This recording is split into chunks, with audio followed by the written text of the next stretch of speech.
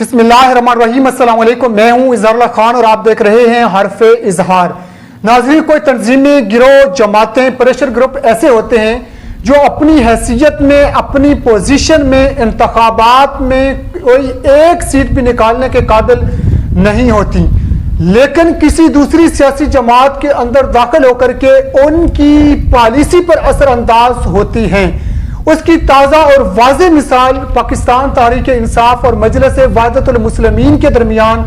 ہونے والے سیاسی الحاق پر جو تحریری معاہدے میں ان کا ایک سیاسی اشتراک ہوا ہے، اس سے واضح طور پر آپ کو اندازہ ہو جائے گا کہ یہ جماعتیں جب کسی دوسری سیاسی جماعتوں کے ساتھ اتحاد کرتی ہیں یا اس میں شامل ہوتی ہیں تو ان کا جو پس پردہ ایجنڈا ہوتا ہے اس کو کس طرح پورا کرتی ہیں۔ ناظرین، سب سے پہلے تو آپ کو میں تحریک انصاف اور مجلس وحدت المسلمین کے ماضی میں جو بیانیہ تھا اس کے اندر پائے جانے والے تضادات ہیں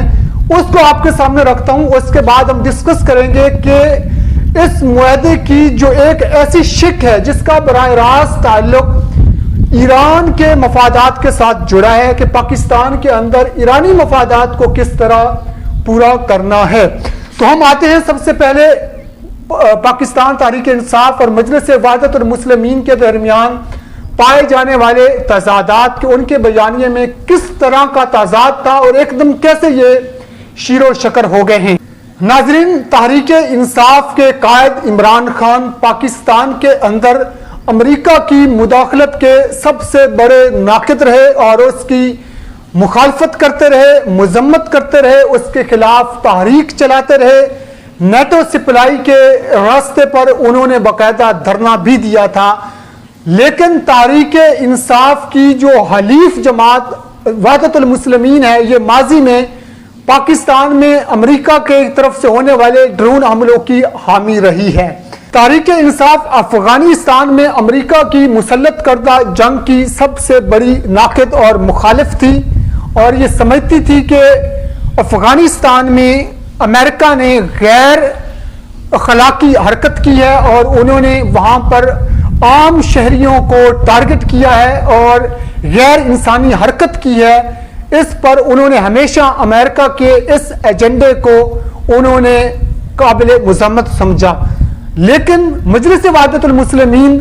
افغانستان کے اندر جو جنگ مسلط کی گئی تھی اس کی ہمیشہ سے حمایتی رہی ہے۔ تحریک انصاف پاکستان میں اور افغانستان میں طالبان کے ساتھ مذاکرات کے ذریعے معاملات کو حل کرنے پر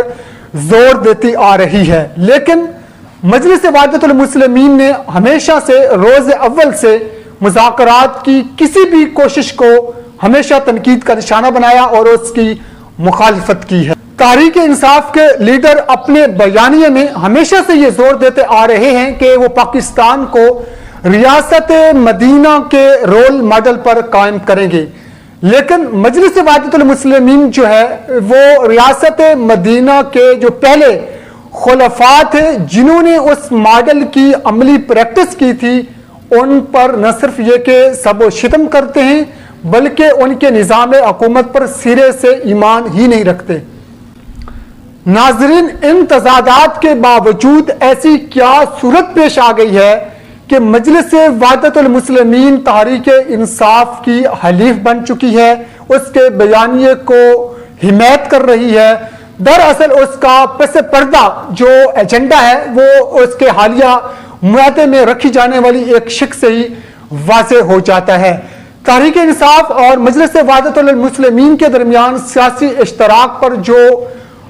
تحریری معاہدہ ہوا ہے اس کی جو پہلی دو تین شقیں ہیں وہ تو قابل قبول ہے کہ اس کے اندر پاکستان میں اسلامی اقدار کے تحفظ، نظریہ پاکستان کے تحفظ اور امریکہ کی مداخلت کے خلاف بات کی گئی ہے، اس پر انہوں نے اتفاق کیا ہے۔ اس کے علاوہ اسرائیل کے ساتھ جو تعلقات ہیں اس پر قائد اعظم محمد علی جناح کا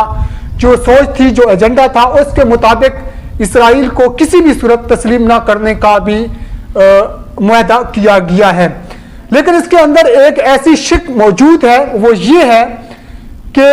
پاکستان ہمیشہ اپنے اسلامی ممالک کے درمیان جو تنازعات ہیں اس کو مذاکرات کے ذریعے حل کرنے کی کوشش کرے گی۔ لیکن اس کے اس چوتھی شق کے اندر ایک ایسا جملے کا اضافہ ہے جس کے ساتھ ہی آپ کو اندازہ ہو جائے گا کہ اس پوری معاہدے کا جو بنیادی مقصد بھی یہی تھا، وہ یہ تھا کہ انہوں نے اس میں خاص طور پر لکھا ہے کہ ہمسایہ ممالک کو خصوصی حیثیت حاصل ہوگی. یعنی اگر سعودیہ اور ایران کے درمیان کوئی تنازع ہوتا ہے تو پاکستان کو پہلے تو مذاکرات کے ذریعے معاملات حل کرنے کی کوشش کرنا ہوگی. اگر ایسا نہیں ہوتا تو ہمسایہ ممالک کو خصوصی حیثیت دی جائے گی، یعنی سعودیہ کی بجائے ایران کے ساتھ پاکستان کو کھڑا ہونا ہوگا. یہاں ہمسایہ ممالک کو خصوصی حیثیت دینے کی جو بات ہوئی ہے اس سے مراد افغانستان نہیں ہے، اس سے مراد انڈیا نہیں ہے، بلکہ اس سے مراد ایران ہے. اور ایران کے مفادات کے لیے یہ ساری کہانی گڑی گئی ہے، یہ سارا معاہدے کی رچایا گیا ہے کہ پاکستان کے اندر کسی بھی قیمت پر ایرانی مفادات کا تحفظ کیا جائے. ناظرین، مجلس وحدت المسلمین یہ وہ پاکستان کے اندر وہ تنظیم ہے جو فرقہ وارانہ سرگرمیوں میں نہ صرف یہ کہ ملوث رہی ہے بلکہ پاکستان کے اندر ایران کی جو پراکسی وار ہے اس کا ایک باقاعدہ نہ صرف یہ کہ حصہ ہے بلکہ دنیا بھر میں عراق، شام، یمن جہاں بھی ایران کی پراکسی وار جاری ہے وہاں پر مجلس وحدت المسلمین ایران کو افرادی قوت بھی فراہم کرتی آ رہی ہے. پاکستان کے مفادات سے زیادہ یہ ایرانی مفادات کو ہمیشہ فوقیت دیتے نظر آتے ہیں. اگر ہم اس بات کا جائزہ لیں کہ ایران اور سعودیہ کے درمیان پاکستان کو اگر انتخاب کرنا پڑے تو اگر آپ ایران کا انتخاب کرتے ہیں، ایران کو اہمیت دیتے ہیں، ایران کو خصوصی حیثیت دیتے ہیں، تو سعودی عربیہ کے ساتھ جو پاکستان کے 90% مسلمانوں کی جذباتی وابستگی ہے، مذہبی عقیدت کا جو تعلق ہے، اس کو آپ کس کھاتے میں لائیں گے؟ ہمارا مذہبی مرکز سعودیہ ہے، ہمارا قبلہ اور کعبہ سعودی عربیہ میں ہے، ہمارے مقدس مقامات سعودی عربیہ میں ہیں، اور پاکستان کا وجود میں آنے سے لے کر اب تک پاکستان کو مالی طور پر